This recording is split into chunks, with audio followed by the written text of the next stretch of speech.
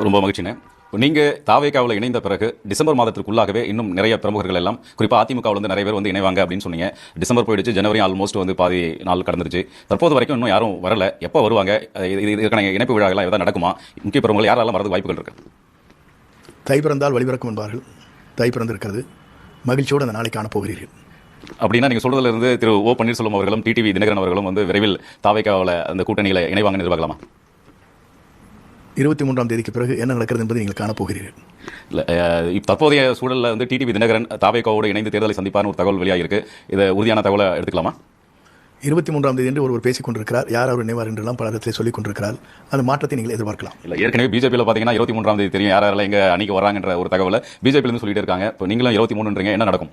23க்கு பிறகு என்ன வலிமை பெற்ற இயக்கமாக தமிழக வெற்றிக்கழகம் அமையப் போகிறது என்பதை நாடு எதிர்பார்த்துக் கொண்டிருக்கிறது.